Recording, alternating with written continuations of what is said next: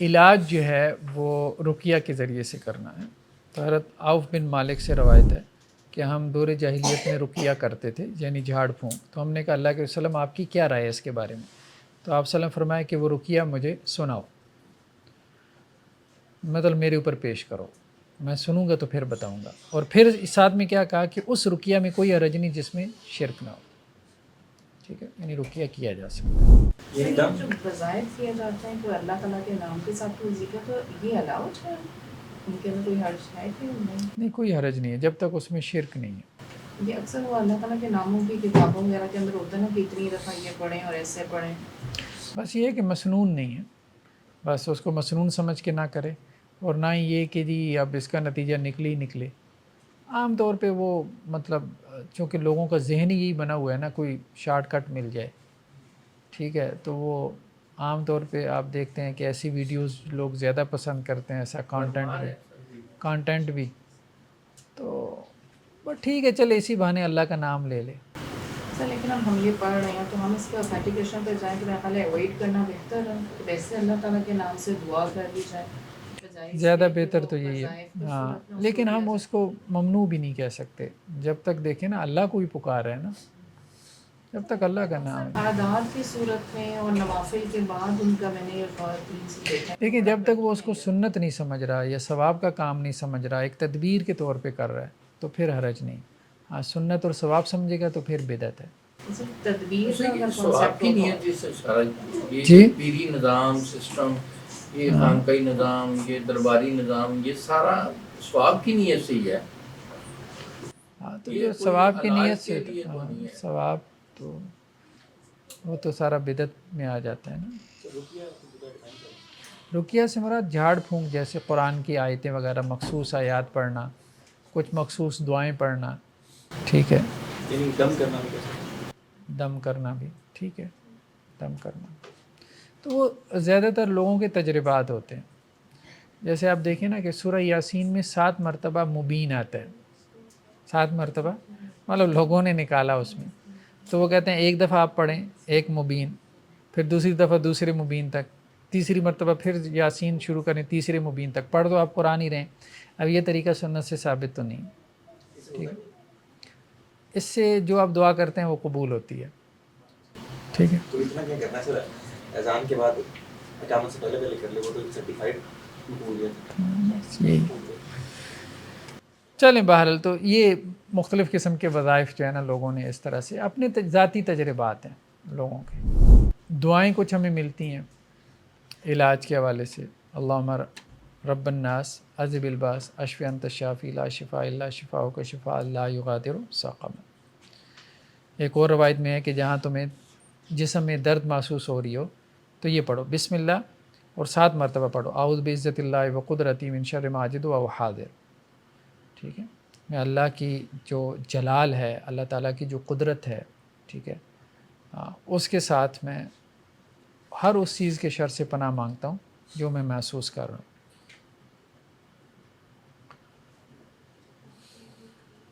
ایک اور روایت میں حضرت عبداللہ بن عباس ہے کہ جب تم کسی مریض کی عیادت کرو تو اس کے پاس 7 مرتبہ یہ دعا پڑھو تو اللہ تعالیٰ اسے لازماً شفا دیں گے، اگر تو اس کی موت نہیں ہونی، ٹھیک ہے۔ اور وہ دعا کہ اسأل اللہ العظیم رب العرش العظیم ان یشفیہ، ٹھیک ہے، میں اللہ العظیم سے سوال کرتا ہوں جو عرش عظیم کا مالک ہے کہ وہ تجھے شفا دے۔ آپ سلم کے بارے میں آتے کہ حضرت حسن اور حضرت حسین دونوں کو آپ کیا کرتے تھے، مطلب یہ دعا پڑھا کرتے تھے، اعوذکما بکلمات اللہ التامہ من کل شیطان وہامہ ومن کل عین لامہ، اور ساتھ میں یہ کہتے تھے کہ حضرت ابراہیم، حضرت اسماعیل اور اسحاق کو یہ دعا پڑھا کرتے تھے کہ میں تم دونوں کو اللہ کے ان کلمات کی پناہ میں دیتا ہوں جو پورے ہو کے رہنے والے ہیں۔ اللہ کی بات ہر شیطان اور کھوپڑی سے اور ہر جو لگنے والی آنکھ ہے اس سے۔ تو دعائیں ہمیں ملتی ہیں، ٹھیک ہے، وہی مطلب شیطانی جادو ٹونے۔ تو رقیہ کیا جا سکتا ہے، ٹھیک ہے، اور جھاڑ پھونک کی جا سکتی ہے، لیکن تعویذ گنڈا اس کی ممانعت ہے۔ ایک روایت میں حضرت عقبہ بن عامر سے کہ جس نے کوئی تعویذ لٹکایا تو اللہ تعالیٰ اس کی مراد نہ ہی پوری کرے، یا کوئی دھاگا لٹکایا تو اللہ تعالیٰ اس کی امیدیں جو ہے وہ ڈسکنیکٹ کریں، توڑ دیں۔ حضرت عبداللہ بن مسعود سے ہے کہ وہ اپنے گھر میں داخل ہوئے تو ان کی بیوی نے اپنی گردن میں کچھ باندھ رکھا تھا، جیسے کوئی تعویذ وغیرہ ہوتا ہے، تو انہوں نے اس کو کھینچ کے توڑ دیا اور کہا کہ اب عبداللہ ابن مسعود کے گھر والے مطلب اللہ کے ساتھ شرک کریں گے جس کی اللہ نے کوئی دلیل نہیں اتاری۔ میں نے اللہ کے رسول وسلم سے سنا کہ بے شک رقیہ جو ہے اور تعویذ، دھاگا، یہ سب شرک میں آتا ہے۔ ہاں یہ بات ٹھیک ہے، دونوں میں فرق ہے۔ تو جب حضرت عبداللہ بن مسعود سے سوال ہوا کہ یہ رقیہ تو ہمیں پتہ ہے، تعویذ بھی پتہ ہے، یہ تیولا کیا چیز ہے؟ تو انہوں نے کہا یہ تعویذ محبت ہے جو عام طور پہ بیویاں شوہروں پہ کرتی ہیں۔ ہاں مطلب اس زمانے میں بھی دیکھیں، عرب کلچر میں، یہ عبداللہ بن مسعود کہہ رہے ہیں، تو اس زمانے میں بھی یہ سوچ تھی، یعنی ہمیشہ سے عورتوں میں یہ ایک سوچ غالب رہی ہے کہ شوہر کو کس طرح سے قابو کیا جائے۔ نفسیاتی مسئلہ تھا۔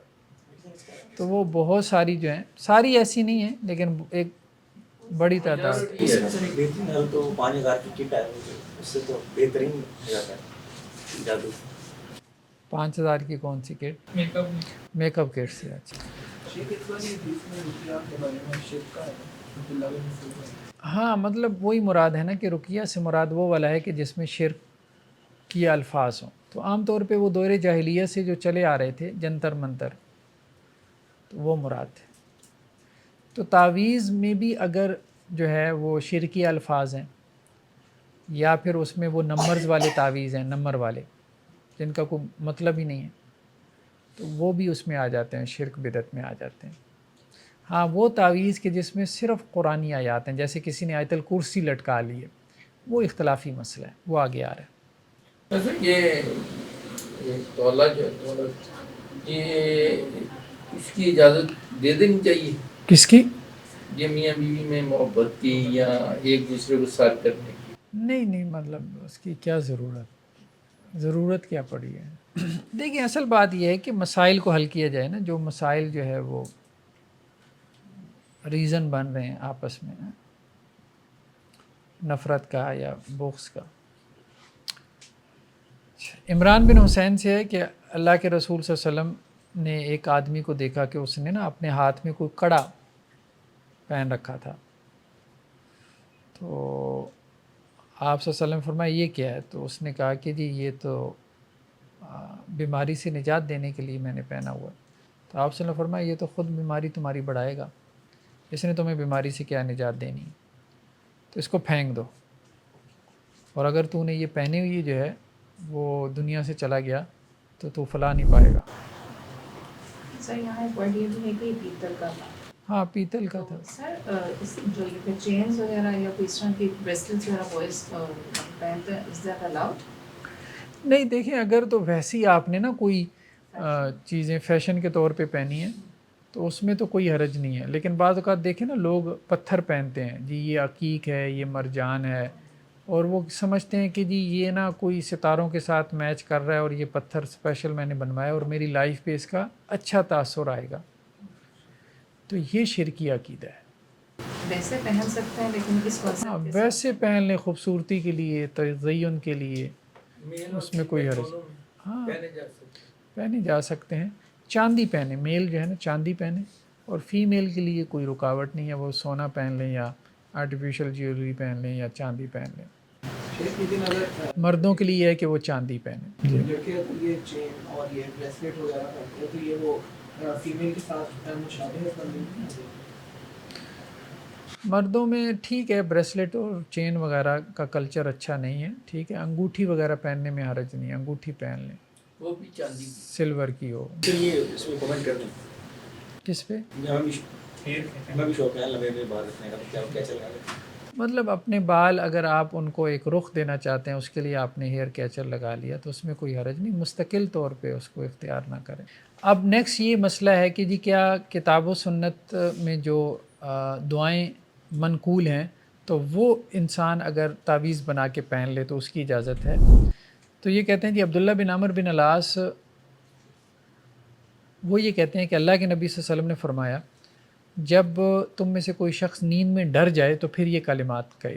یعنی رات کو جیسے بچہ ڈر جاتا ہے یا بندہ خود بھی ڈر جاتا ہے، وہ ڈراؤنا خواب آتا ہے، اعوذ بکلمات اللہ التامہ من غضبہ و عقابہ و شر عبادی و من ہمدات الشیاطین من یحضرون فإنها لن تضر، کہ میں اللہ کے مکمل ہونے والے کلمات سے، اللہ کے غضب سے، اللہ کے عذاب سے اور اللہ کے بدترین بندوں سے پناہ مانگتا ہوں، اور شیطان کے وسوسوں سے، چوکوں سے، اور اس بات سے بھی اللہ کی پناہ میں آتا ہوں کہ شیطان میرے پاس حاضر ہوں.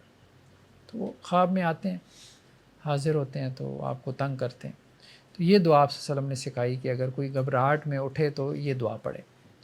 تو عبداللہ بن عامر جو ہے یہ اپنے بچوں کو، جو بالغ ہوتے تھے ان کو تو یہ دعا سکھا دیتے تھے. جو چھوٹے بچے ہوتے تھے تو ان کے گلے میں لٹکا دیتے تھے باندھ کے، اگر وہ ڈرتے تھے. تو اس سے بعض لوگوں نے دلیل پکڑی، یہ سنن ابی داؤد کی روایت ہے کہ یہ باندھی جا سکتی ہے ایسی کوئی دعا جو ہے.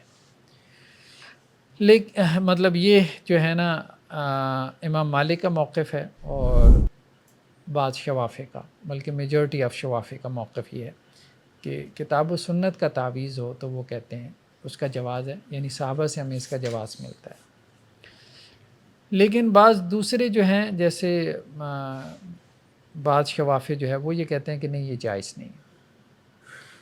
یا حنابلہ کے اندر بھی ایک روایت ہے کہ یہ جائز نہیں ہے، کیونکہ اس میں دیکھیں شرک کا پہلو تو نہیں آتا، لیکن اس میں بے ادبی کا پہلو آ سکتا ہے. جیسے آپ واش روم جا رہے ہیں تو وہ قرآن اپنے ساتھ لے کے جا رہے ہیں، اور بیت الخلاء میں اپنے ساتھ قرآن لے کے جانے سے منع کیا گیا.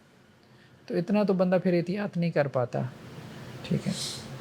سر ویسے تو کہتے ہیں نا کہتے ہیں کہ واش روم میں تو شیطان ہوتا ہے، اس سے بچنے کے لیے آپ نے طویل پہنا ہوا ہے اور قرآنی، اور وہاں پر آپ پہن نہیں سکتے، زیادہ بچہ سر یہاں پہ کیٹیگری یہ بھی تو شو ہو رہی ہے نا کہ جو چھوٹے بچے تھے ان کے گلے میں ڈال دیتے، جو بڑے ہوتے تھے وہ سیکھ چکے ہوتے تھے. ہاں بڑوں کو تو، ہاں بڑوں کو تو سکھانے نہیں. کے لیے وہ ڈال دیتے ہوں کہ بچے سیکھ لیں وہ پڑھ کے. نہیں یہ نہیں، وہ تو دیکھیں ساری بات ہے، اس طرح سے تو کاغذ تو نہیں لٹکایا جاتا ہوگا جیسے ہمارے یہاں تعویذ بنایا جاتا ہے ویسے ہی. ایک جگہ میں نے اس کو تختی کے سینس میں بھی پڑھا ہے، جو کہتے ہیں کہ وہ تختی جو ہے وہ بچوں کے گلے میں ڈال دیتے ہیں. نہیں تختی بھی نہیں، مطلب چھوٹے بچے کے ساتھ تو یہ ویسے ہی ایک بوجھ معلوم ہوتا ہے. یہ بعید از امکان تعویل ہے. اور یہاں سے ویسے یہ دلیل نکالنا کہ طویل پہنے جا سکتا ہے، یہ تھوڑی ہے، یہ دلیل نکل سکتی ہے کہ بھائی جب یہ ترغیب دی گئی ہے کہ آپ دعائیں سیکھیں، جب وہ بڑے ہوتے دعائیں سیکھتے تھے. ہمارے یہاں بڑے ہی طویل پہنتے، چھوٹوں میں نہیں بڑوں کے تو تعویذ پہننے کی دلیل نہیں ہے، یہاں سے نہیں نکلتی. بس یہ ہے کہ چھوٹا بچہ جو دعا یاد نہ کر سکتا ہو تو اس کو اگر آپ پہنا دیں تو اس کا جواز نکل سکتا ہے. لیکن ہمارے اسلام میں کیا پریکٹس رہی ہے اس بحث کے مطابق کہ عام طور پہ رجحان نہیں تھا تعویذ وغیرہ پہننے کا، یعنی قرآنی آیات کا بھی، تو بہتر ہے اوائڈ کرے بچے، مطلب شبہات سے بھی بچنا چاہیے. صرف اللہ تعالیٰ سے ہاتھ اٹھا کے دعائی کریں. ہاں بس دعائی کرے، یا پانی وغیرہ پہ پھونک مار لے آیات پڑھ کے. ٹھیک ہے. یا آپ سلم سے یہ بھی ہے کہ آپ اپنے جسم پہ بھی ہاتھوں پہ پھونک مار کے وہ اپنے جسم پہ مال لیتے تھے، تو یہ بھی ٹھیک ہے. سر پانی پہ پھونکنا جائز ہے؟ دم کر کے کوئی حرج نہیں ہے ویسے. کہتے ہیں نا کہ پھونکنا نہیں چاہیے کہ مطلب ایک یہ حدیث ڈفرینٹ بھی پڑھا ہے نا کہ اپنے پینے کے برتن میں جب پھونکو نہ یا سانس کرو، تو اس سے کانٹروڈکٹ نہیں ہو جائے گا؟ وہ ایک عمومی روایت ہے، اس کا تعلق رقیہ سے نہیں ہے. ٹھیک ہے. تو رقیہ میں جو ہے نفس کا تذکرہ ملتا ہے. تو لیکن یہ ہے کہ وہ جو خود آپ نے دم کیا اور اپنے لیے دم کیا ہو اس پہ پھونک مار لے. جو دوسرے کے لیے دم کیا ہے نا اس میں پھونک نہ مارے، اس سے اس کو کراہت محسوس ہوگی. تو وہ پانی میں بھی یہی معاملہ ہے کہ چونکہ عام طور پہ یہ ہے کہ مجلس میں آپ بیٹھے ہیں تو آپ پھونک ماریں گے نا تو اب دوسروں نے بھی اسی برتن سے پینا ہے تو وہ کراہت محسوس کریں گے. لیکن اگر ایک بندہ اکیلا ہے اور اس میں اگر وہ پھونک مار لیتا ہے تو اس میں وہ ممانعت نہیں ہے، تو وہ ممانعت دوسروں کی نسبت سے رقیہ ہو یا رقیہ اکیلا. جو مریض ہے خاص طور پہ جس کو متعدی بیماری ہے، متعدی بیماری کیسے کہتے ہیں؟ جو دوسروں تک جو ہے وہ ٹرانسفر ہو جائے. جی ہاں، دوسروں تک جو ٹرانسفر ہو جائے، جیسے کرونا وغیرہ تھا. تو جس کو متعدی بیماری ہو تو وہ صحت مند لوگوں کے درمیان نہ بیٹھے. آپ صلی اللہ علیہ وسلم کی یہ جو روایت ہے نا یہ ویسے ہے اونٹوں کے بارے میں، یعنی اونٹوں میں بھی اس قدر احتیاط کا اللہ کے رسول نے حکم دیا، کہا کہ جو اونٹ کسی متعدی مرض میں مبتلا ہو تو اس کو صحت مند اونٹوں میں مت بٹھاؤ، ان کو بھی بیماری نہ لگ جائے، ٹھیک ہے۔ تو اس سے استدلال کیا گیا کہ جس بندے کو ایسی بیماری ہے تو وہ صحت مند لوگوں میں نہ جائے، وہ بھی کراہت محسوس کریں گے نا کہ یار ہمارے اندر آ گیا بیماری پھیلانے کے لیے، بلکہ ایسے آدمی کو مسجد میں بھی نہیں جانا چاہیے۔ اب کھانسی لگی ہوئی ہے خاص طور پہ کورونا کے دنوں میں، تو اگلا بندہ اس کے لیے کھانسی تو وہ بم دھماکے سے کم نہیں ہے۔ تو ہمارے مسجد کو ہمارے بڑے صاحب کھیل کر یہ آپ کیسے روک سکتے ہیں کسی کو مسجد میں آنے سے، اور یہ ساری چیزیں غلط بات ہے، روک سکتے ہیں آپ۔ جس نے جو ہے وہ پیاز کھایا ہوا آپ اس کو روک سکتے ہیں، تو یہ تو اس سے بڑی بات ہے، یہ اس سے بڑی بات ہے۔ حدیث ہے تو حدیث کے پیچھے کوئی وجہ ہے نا، مطلب دماغ بند کر کے تو حدیثیں نہیں نہ سمجھنی، دماغ کھول کے سمجھنی۔ اللہ نے دماغ اسی لیے دیا ہے۔ تو اب مسئلہ یہ ہے کہ ہاں اب مسئلہ یہی ہے نا، ہر چیز کی حدیثیں کہ علیحدہ علیحدہ آئیں گی۔ آپ کے پاس بھینس کی قربانی کی حدیث علیحدہ سے آئی ہے، ٹھیک ہے۔ نیکسٹ کیا ہے؟ طاعون۔ اگر کسی علاقے میں طاعون کی بیماری پھیل جائے تو اس علاقے میں نہ جائے، اور جو وہاں ہے وہ وہاں سے نہ نکلے، جو باہر ہے وہ وہاں نہ جائے، اور جو وہاں ہے وہ وہاں سے نہ نکلے۔ حضرت اسامہ بن زید سے ہے کہ آپ صلی اللہ علیہ وسلم فرمایا کہ طاعون جو ہے وہ پچھلی قوموں پہ عذاب کی صورت میں نازل ہوتا تھا، جیسے بنی اسرائیل۔ اگر کسی علاقے میں طاعون پھیل جائے، یعنی چوہوں سے جو بیماری پھیلتی ہے، وبائی مرض ہے، تو تم اس علاقے سے نہ نکلو، کیونکہ جب نکلو گے تو دوسرے علاقے میں بیماری لے جاؤ گے۔ کرونا میں بھی یہی ہوا تھا نا۔ اور اگر تم جو ہے وہ اس علاقے سے باہر ہو تو پھر اس علاقے میں، اس شہر میں داخل مت ہو، ٹھیک ہے۔ حضرت عبداللہ بن عباس سے ہے کہ حضرت عمر بن خطاب شام کے لیے نکلے، تو راستے میں جو ہے حضرت ابو عبیدہ بن جراح ملے، اور انہوں نے کہا کہ جی آپ شام جا رہے ہیں، شام میں تو طاعون پھیل چکا ہے، تو آپ نہ جائیں۔ تو حضرت عمر نے کہا کہ میں پہلے مہاجرین سے مشورہ کروں گا۔ تو مہاجرین سے مشورہ کیا تو مہاجرین نے اختلاف کیا، بعض نے کہا جی جاتے ہیں، بعض نے کہا کہ نہیں جاتے۔ حضرت عمر نے کہا اچھا آپ انصار سے مشورہ کرتا ہوں۔ انصار نے سب نے کہا کہ جی کوئی جانے کی ضرورت نہیں۔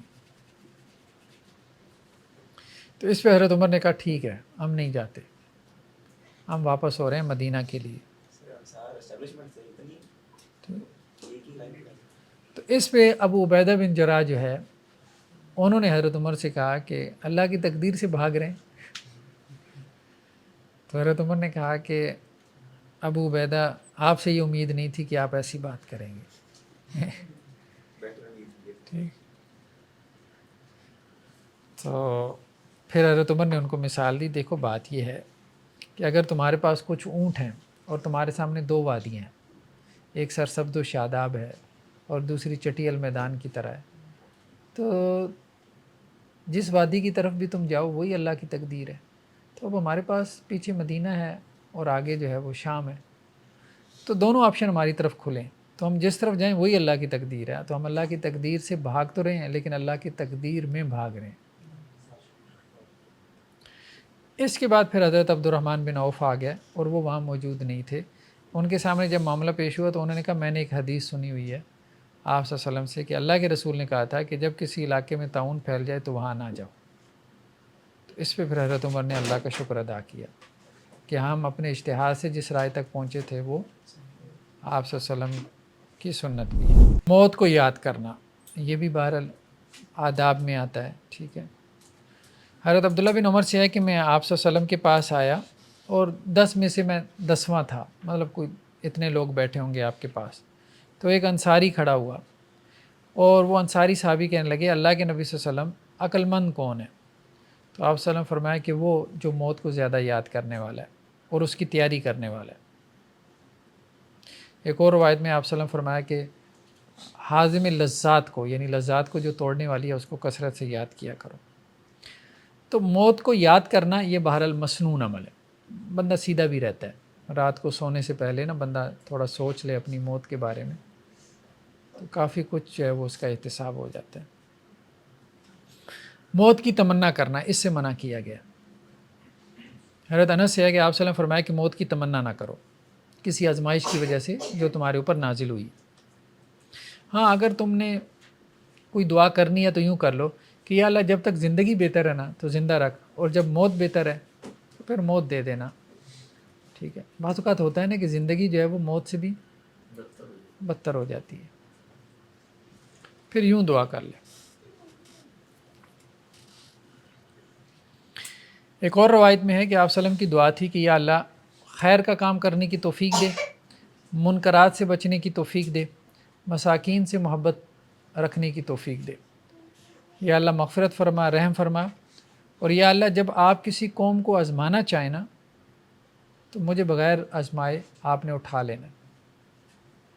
ٹھیک ہے، تو اللہ سے یہ دعا کی جا سکتی ہے کہ یا اللہ آزمائش کہ جس میں اب پتہ ہے کہ میں نے بہک جانا ہے، تو اس آزمائش سے بہتر ہے کہ آپ مجھے اٹھائیں، موت دے دیں.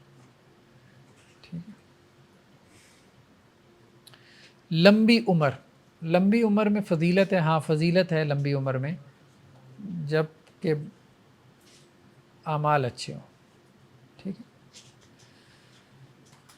ایک آدمی آپ وسلم کے پاس آیا، کہنے لگا کہ جی کون آدمی بہتر ہے؟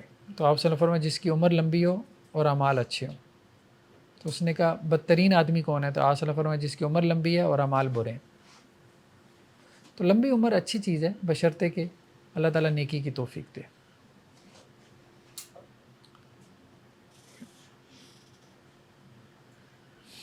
موت سے پہلے جو ہے وہ عمل صالح، یہ حسن اختتام کی دلیل ہے. یہ بات ٹھیک ہے، ویسے یہ بات مشاہدے میں بھی آتی ہے کہ ایک بندے نے نا بڑی غفلت کی زندگی گزاری، اور آخر وقت میں یعنی کسی کو نہیں پتہ تھا کہ اس کی موت کا وقت قریب آ گیا ہے. اپنی موت سے 1-2 ماہ پہلے آپ دیکھیں گے کہ وہ نمازیں پڑھنا شروع ہو گیا، تہجد پڑھنی اس نے شروع کر دی، نیکی کی طرف اس کی اور اچانک ہی وہ چلا گیا. تو یہ اللہ کی طرف سے ہے، یہ اللہ کی طرف سے کہ اس کا خاتمہ اچھا ہوا، یعنی اس کی کوئی نیکی تھی جس کی وجہ سے اللہ نے اسے جاتے جاتے نواز دیا. تو یہ انہوں نے یہاں پہ یہی بات کی ہے کہ موت سے پہلے خاص طور پہ جو عمل صالح ہے یہ کیا ہے؟ یہ اس نے اختتام کی دلیل ہے. حضرت انس سے ہے کہ جب اللہ تعالیٰ کسی بندے سے خیر کا ارادہ کرتے ہیں تو اس کو نیکی پہ لگا دیتے ہیں. ٹھیک ہے، مطلب نیکی سے پہ لگانے سے مراد کیا ہے کہ موت سے پہلے اللہ تعالیٰ اسے نیکی کی توفیق دے دیتے ہیں، یعنی اسے ہدایت دے دیتے ہیں. ٹھیک. نیکسٹ کیا ہے؟ اللہ کے بارے میں حسن ظن رکھنا. حضرت جابر سے ہے کہ میں نے اللہ کے رسول سے سنا کہ موت سے پہلے جو ہے نا اللہ کے بارے میں حسن ظن رکھو. مرنے سے پہلے حسن ظن سے مراد یہی ہے اچھی امید رکھو کہ اللہ تعالیٰ مجھے معاف کرے گا، جنت میں داخل کرے گا. ایک اور روایت میں ہے کہ بندہ جس ظن کے اوپر مرتا ہے اللہ تعالیٰ اسی کے اوپر اس کو اٹھائیں گے. تو اچھا ظن رکھ کے مرو. حضرت انس سے ہے کہ آپ صلی اللہ علیہ وسلم ایک نوجوان کے پاس داخل ہوئے، وہ نزع کے عالم میں تھا، مرض الموت میں. آپ صلی اللہ علیہ وسلم فرمایا کہ کیا حال ہے تیرا؟ اس نے کہا اللہ سے امید بھی ہے کہ اللہ مجھے معاف کرے گا، لیکن اپنے گناہوں سے بھی ڈر رہا ہوں. تو آپ صلی اللہ علیہ وسلم فرمایا کہ جس بندہ مومن کی یہ 2 کیفیتیں ہوں تو اللہ تعالیٰ اس کے ساتھ امید والا معاملہ کرتے ہیں. یعنی جو امید بھی رکھتا ہے اور ڈر بھی رہا ہے تو اللہ تعالیٰ اس کے ڈر کے مطابق عمل نہیں کریں گے، امید کے مطابق عمل کریں گے. ٹھیک. دعا کرنا، جس کے پاس موت یعنی جس کی موت کا وقت ہو. بعض اوقات ہوتا ہے نا کہ گھروں میں بھی بعض اوقات آپ کے سامنے لوگ آپ کے سامنے جا رہے ہوتے ہیں. ٹھیک ہے، تو اس وقت جو ہے وہ ذکر اذکار کرنا، دعا کرنا یہ پسندیدہ ہے. حضرت ام سلمہ سے ہے کہ آپ صلی اللہ علیہ وسلم فرمایا جب تم میں سے کوئی بندہ مریض ہو اور وہ جو تمہارا مریض ہے اس کی موت کا وقت آ جائے تو اس کے بارے میں اچھی بات کہو. اچھا انسان تھا، کیونکہ اس وقت فرشتے آمین کہہ رہے ہوتے ہیں. سب اگر آپ ہماری فیملی میں دیکھا جاتا ہے گھروں میں کوئی بعض لوگ ہوتے ہیں جو بڑی اذیت میں ہوتے ہیں، ہم محسوس کر رہے ہوتے ہیں، بڑی تکلیف میں ہیں، اور ان کے لیے یہ دعا کی جا سکتی ہے اللہ تعالیٰ آسانی کریں. ہاں بالکل کر سکتے ہیں. کچھ لوگ بیماری میں بہت تکلیف میں ہوتے ہیں، اذیت میں ہوتے ہیں، بیماری کاٹی نہیں جا رہی ہوتی، تو ان کے ساتھ یہ دعا کی جائے یا اللہ ان کے لیے آسانی والا معاملہ کرے، اور اس سے مراد یہ ہے کہ اللہ تعالیٰ ان کو اٹھا لے. ٹھیک ہے، کوئی حرج نہیں. نیکسٹ کیا ہے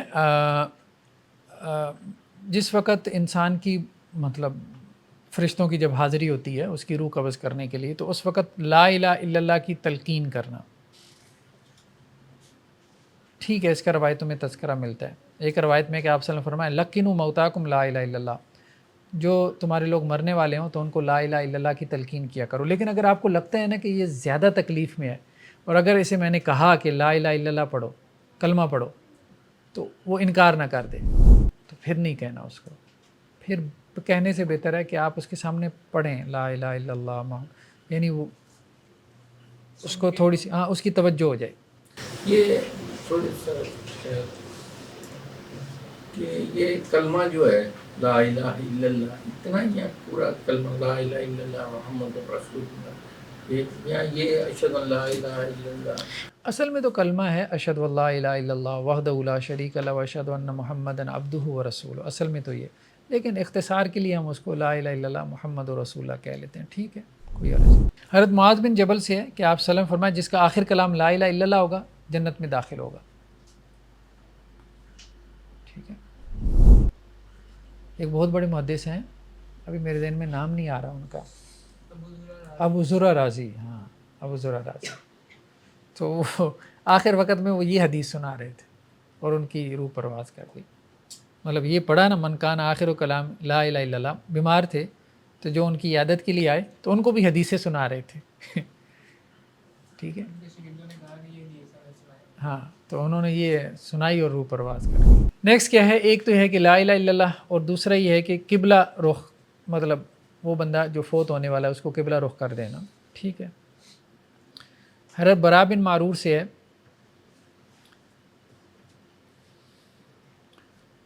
اللہ کے رسول صلی اللہ علیہ وسلم نے ان سے سوال کیا،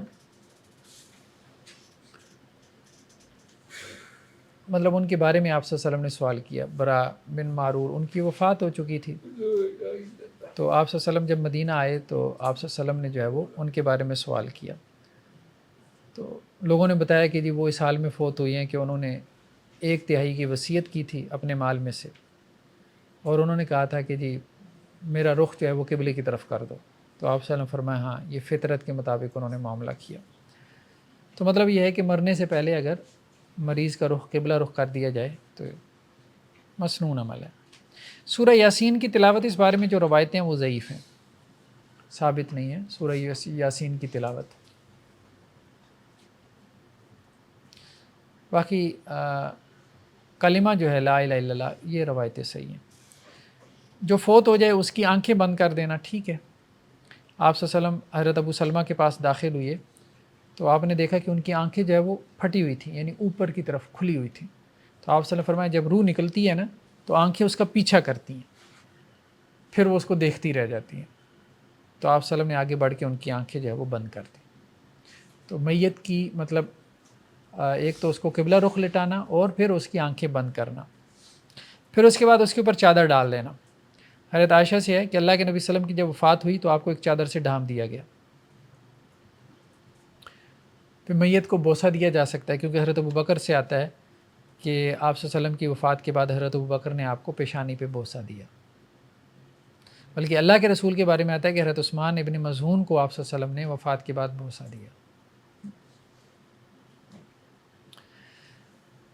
تجہیز و تکفین میں جلدی کرنا، ہاں یہ ضروری ہے، تجہیز و تکفین میں جلدی کرنا۔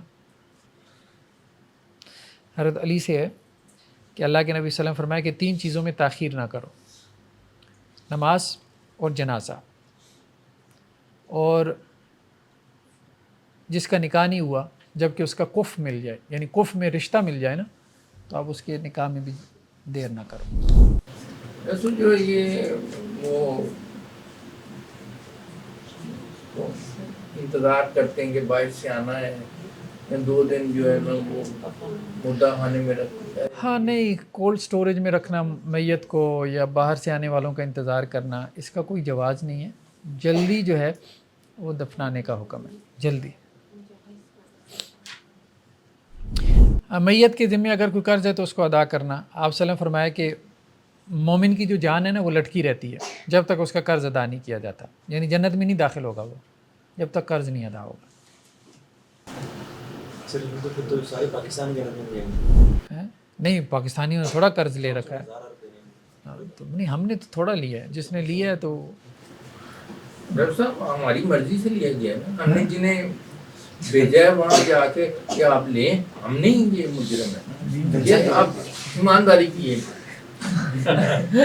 بات ٹھیک ہے سر، کنسنٹ ہے ہمارا پورا بالکل. کون سا کنسنٹ، کس چیز کا کنسنٹ؟ تو آپ نے اگر مخالف پارٹی کو ووٹ دیا ہو تو پھر کیونکہ میرا ایمان ہے کہ میجورٹی کی اتھارٹی تم شامل ہو سکتے. نہیں، ایسا ایمان کسی کا بھی نہیں ہے. سر یہ تجویز و تقسیم جو ہے، تقسیم تو کفن وغیرہ سے ہو گیا، تو تجویز کا میننگ ہوتا ہے؟ مطلب تجہیز کا مطلب ہوتا ہے کہ تیار کرنا، ٹھیک ہے، میت کو تیار کرنا. ایک اور روایت میں ہے کہ جو بندہ لوگوں سے کوئی قرض لیتا ہے اور اس کا نیت اور ارادہ یہ ہوتا ہے کہ اس کو ادا کرے گا، تو اللہ تعالیٰ اس کی ادائیگی کے رستے پیدا کر دیتا ہے. اور جو لوگوں سے قرض لیتا ہے اور اس کی نیت نہیں ہوتی واپسی کی، تو اللہ بھی پھر اس کے ساتھ ایسے ہی معاملہ کرتا ہے. ایک اور روایت میں ہے کہ آپ وسلم کے پاس جب کوئی جنازہ لایا جاتا تھا تو آپ وسلم کہتے تھے اس کے اوپر قرض ہے، تو بتایا جاتا قرض ہے، تو آپ وسلم اس کا قرض ادا کرتے تھے، خود مطلب بیت المال سے ادا کرتے تھے، اور کہتے تھے جو اس نے مال چھوڑا ہے وہ اس کا مال وراثت ہے. کسی کے فوت ہونے کے بعد جو ہے وہ دعائیہ کلمات کہیں. ہمارے یہ ایک رواج سا ہے، جب کوئی مرتا ہے تو وہ جنازے پہ کھڑے ہو کے یہ کہہ دیتے ہیں اگر کسی نے لینا ہو تو یہ اس سے رابطہ کر لینا.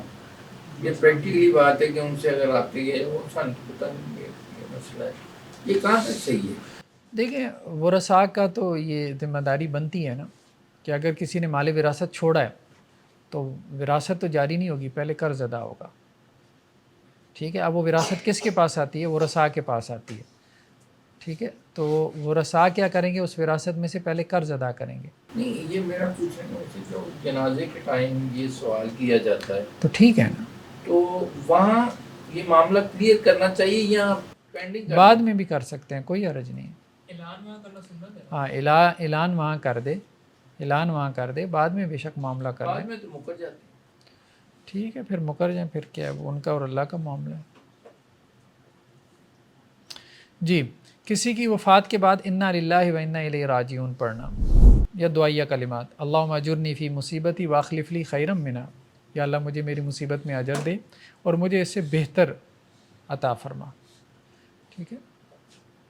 حضرت ابو موسیٰ اشعری سے روایت ہے کہ اللہ کے وسلم نے فرمایا جب کسی بندہ مومن کا کوئی بچہ، چھوٹا بچہ فوت ہو جاتا ہے تو اللہ تعالیٰ فرشتوں سے کہتے ہیں کہ تم نے میرے جو ہے وہ بندے کے جگر گوشے کو، اس کی روح کو قبض کر لیا، تو وہ کہتے ہیں ہاں. تو اللہ تعالیٰ فرماتے ہیں کہ میرے بندے نے کیا کہا؟ یا اللہ آپ کی حمد بیان کی انا للہ و انا الیہ راجعون کا. تو اللہ تعالیٰ کہتے ہیں کہ میرے بندے کے لیے جنت میں ایک گھر بناؤ اور اس کا نام بیت الحمد رکھو.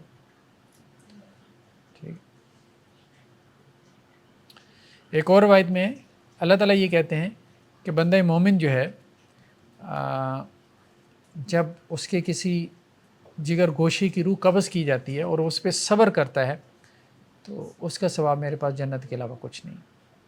تو مطلب وہی بات ہے کہ دیکھیں تکلیف اور آزمائش تو بڑی ہے، لیکن اگر وہ صبر کر لیتا ہے تو وہ آپ یوں سمجھیں اس کا وہی ایک کوشچن تھا 100 مارک کا، بس پاس. اب وہی سمجھ، بس وہی ایک کوشچن تھا.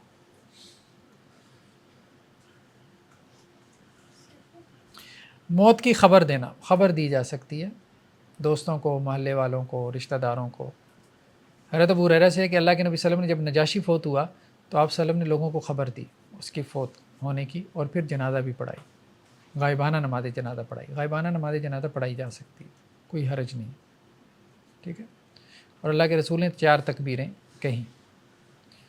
ایک اور روایت میں بخاری سے ہی حضرت انس رضی اللہ عنہ سے کہ آپ صلی اللہ علیہ وسلم نے حضرت زید، حضرت جعفر، حضرت عبداللہ بن رواحہ، یہ ایک جنگ میں شہید ہو گئے تھے نا، ان تینوں کی جو ہے وہ شہادت کی خبر تھی. ٹھیک ہے. تو کوئی حرج نہیں ہے اعلان کرنے میں. ہاں ایک اور روایت میں یہ ہے حضرت حذیفہ سے کہ انہوں نے یہ کہا تھا کہ جب میں فوت ہو جاؤں تو میری وجہ سے کسی کو اذیت نہ دینا. ٹھیک ہے. اور اللہ کے رسول صلی اللہ علیہ وسلم نائی سے منع کرتے تھے. یہاں نائی سے کیا مراد ہے؟ یہاں نائی سے مراد یہ ہے کہ چیخ و پکار کے ساتھ دور جاہلیت میں یہ ہوتا تھا، اعلان کیا جاتا تھا وہ مر گیا، یہ ہو گیا، وہ ہو گیا، فلانا مر گیا، اور یہ نہیں، ویسے اعلان اس میں کوئی حرج نہیں۔ میت پہ رونا کوئی حرج نہیں، میت پہ رونے میں نوحہ سے منع کیا گیا، رونے میں کوئی حرج نہیں۔ آپ صلی اللہ علیہ وسلم فرمایا کہ بے شک اللہ تعالیٰ آنکھوں کے آنسو بہانے سے عذاب نہیں دے گا، نہ ہی دل کے غم پہ اللہ تعالیٰ عذاب دے گا، ٹھیک ہے۔ ہاں پھر آپ نے زبان کی طرف اشارہ کیا، ہاں اس کے اوپر اللہ تعالیٰ عذاب دے گا۔ تو دل غمگین ہے، آنکھیں آنسو بہا رہی ہیں، کوئی حرج نہیں، زبان سے کوئی لفظ نکالے گا اس کی پکڑ ہے بس۔ اور حضرت ابراہیم جو آپ کے بیٹے تھے، چھوٹے تھے، ان کی وفات ہوئی تو آپ صلی اللہ علیہ وسلم جو ہے وہ ان کی وفات پہ آنسو بہا رہے تھے، اور آپ کہہ رہے تھے کہ میرا دل بڑا غمگین ہے، لیکن ہم اپنی زبان سے وہی کہیں گے جو ہمارے رب کو پسند ہے، اور اے ابراہیم آپ کی جدائی سے ہم بڑے غمگین ہیں۔ ایک اور یہاں انہوں نے لکھا ہے امامہ بنت زینب کی وفات ہوئی، لیکن یہ صحیح نہیں معلوم ہو رہا۔ امامہ بنت زینب جو ہے نا، یہ تو آپ صلی اللہ علیہ وسلم کی وفات کے بعد بھی رہی ہیں، حضرت علی کی زوجیت میں بھی آئیں۔ واللہ عالم یہ کہاں سے انہوں نے لے لیا۔ خیر، حضرت عبداللہ بن زید سے ہے کہ نوحہ کے بغیر رونے کی رخصت ہے، یعنی چیخ و پکار کے بغیر میت کے اوپر رونے کی رخصت ہے۔ حضرت عبداللہ ابن عمر سے ہے کہ حضرت عمر کو جب وہ نیزہ مارا گیا نا، وہ جب ان کے اوپر قاتلانہ حملہ ہوا، نیزہ نہیں وہ کیا تھا اپنا خنجر سے وار کیے گئے تھے، تو گھر والے تھے، اب ظاہری بات ہے ان کی آوازیں بلند ہوئیں، تو جب ہوش میں آئے تو حضرت عمر نے کہا کہ تمہیں نہیں معلوم کہ جو زندہ ہیں ان کے رونے کی وجہ سے میت کو عذاب دیا جاتا ہے، ٹھیک ہے، تو یہ چیخ و پکار نہ کرو، نوحہ نہ کرو۔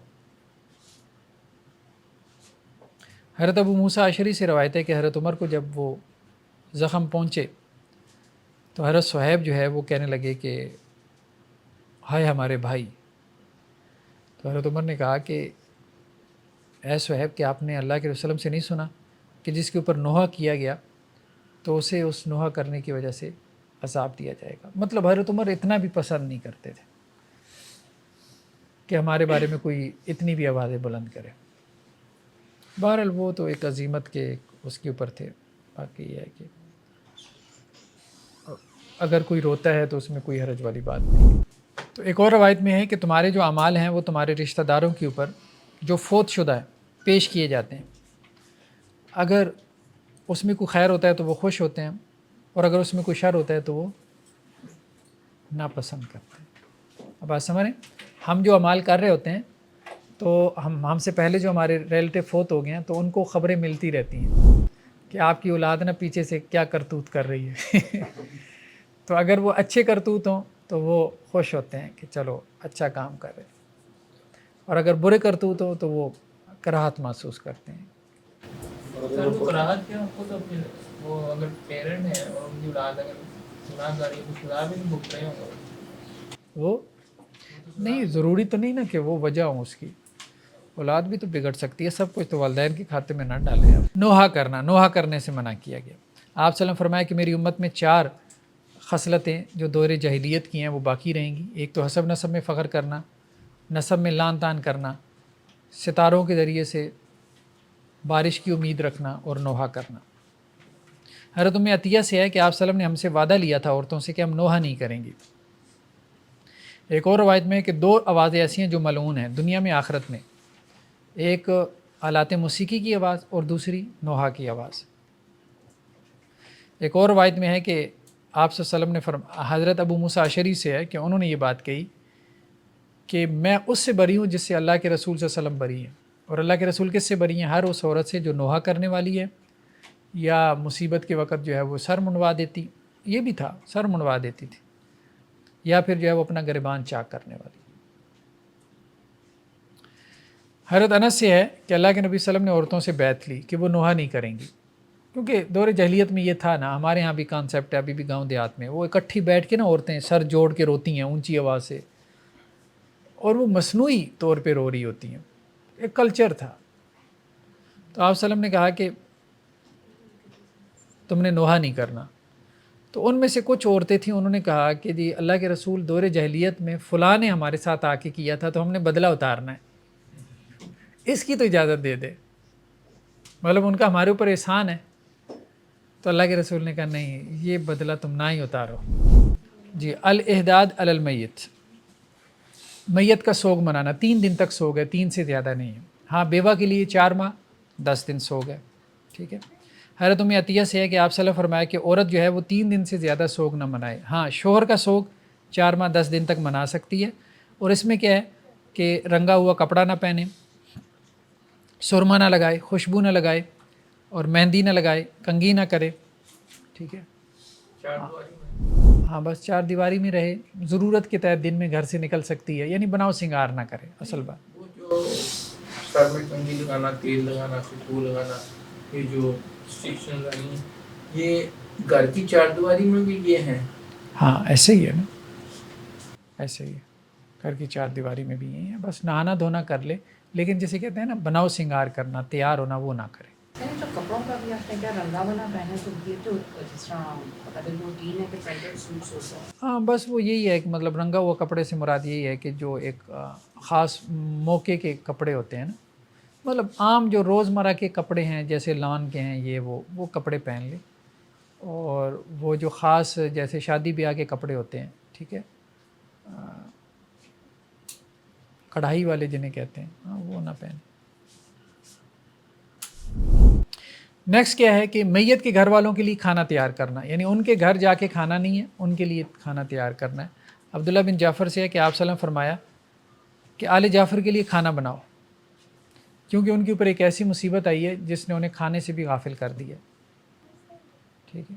تو پڑوسیوں کو چاہیے کہ 1 دن یا 3 دن تک کا کھانا جو ہے وہ میت کے گھر میں بھیجیں. وہ کہتے ہیں گھر میں چولہا بھی نہیں جلنا چاہیے, کیا دیکھنا چاہیے تو ہیلپرز ہوتے ہیں گھر. ہاں نہیں, کوئی ایسی چیز نہیں ہے, گھر میں چولہا وغیرہ جل سکتا ہے, کوئی حرج والی بات نہیں ہے.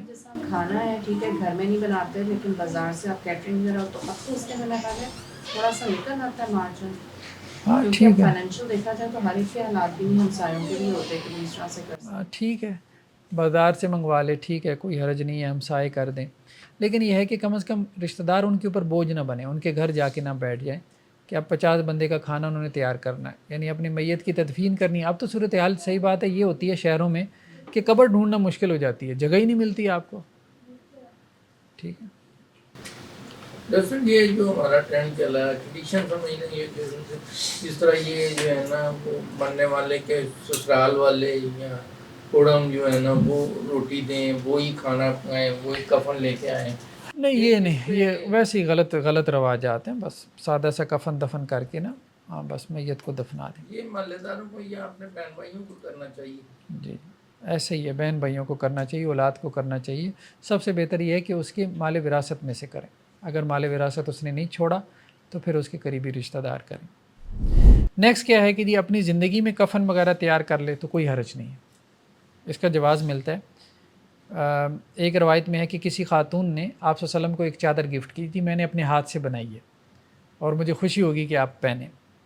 تو آپ صلی اللہ علیہ وسلم نے اس کو پہن لیا, تو ایک شخص نے دیکھا تو اس نے کہا جی اللہ کے رسول مجھے دے دیں. تو اللہ کے رسول نے اس کو دے دی.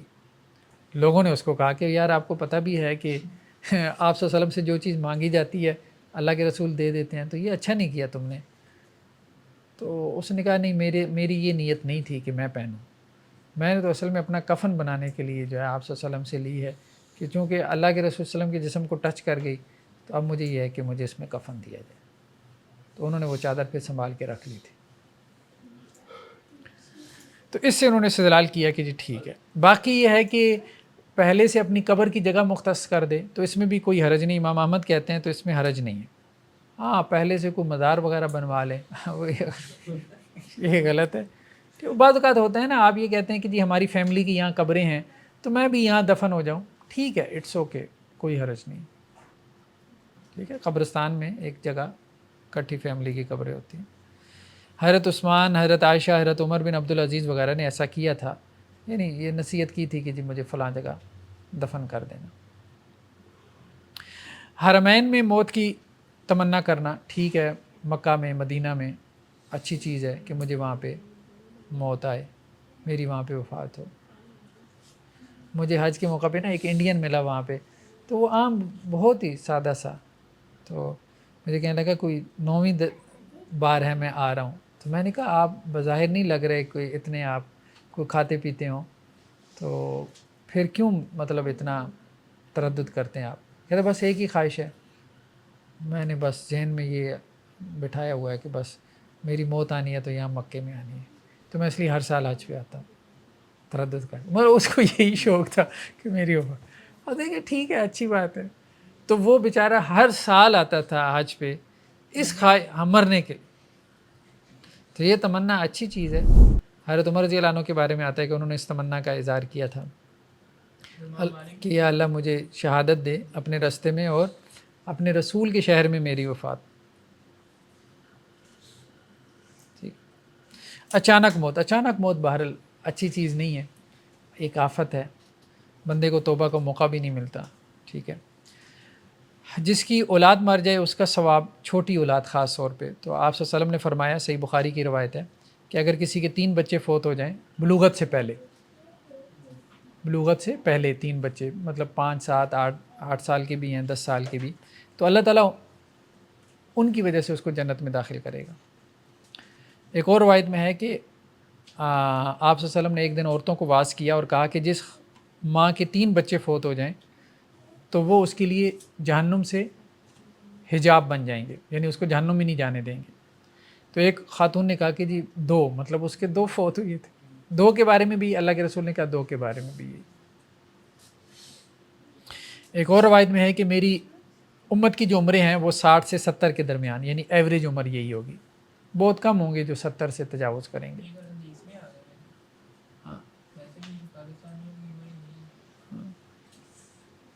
ایک اور روایت میں ہے کہ آپ صلی اللہ علیہ وسلم کے سامنے سے ایک جنازہ گزرا تو اللہ کے رسول نے کہا مستری ہے یا مستراح ہے؟ تو لوگوں نے کہا جی یہ کیا الفاظ آپ نے کہے؟ تو اللہ کے رسول نے کہا کہ یا تو خود اس نے راحت پائی، اگر تو بندہ مومن ہے تو راحت پا گیا، مطلب اس کے لیے زندگی آزمائش ہوتی ہے. ٹھیک ہے. تو موت اس کے لیے کیا ہے؟ آسانی ہے، اس کی آسان زندگی شروع ہو رہی ہے نا موت سے، تو وہ مستری ہے. یا مستراح ہے، یعنی اس سے لوگوں نے راحت پائی ہے. اگر وہ فاسق و فاجر تھا تو لوگوں نے سکون کا سانس لیا کہ جان چھوٹی یار، مصیبت گئی. بہت سے لوگ ہوتے ہیں نا کہ آپ کو ان کی موت سے خوشی ہوتی ہے کہ یار گیا ہے، بس کرتوت ہی ایسے ہوتے ہیں. شکر ہے اللہ کا، مر گیا مردود، نہ فاتح نہ درود ہے. یہ تو بھابیوں کے بارے میں کہتے ہیں. چلیں جی آج میرے خیال میں اتنا ہی کافی ہے. سبحانک اللہم و بحمدک، نشہد ان لا الہ الا انت، نستغفرک.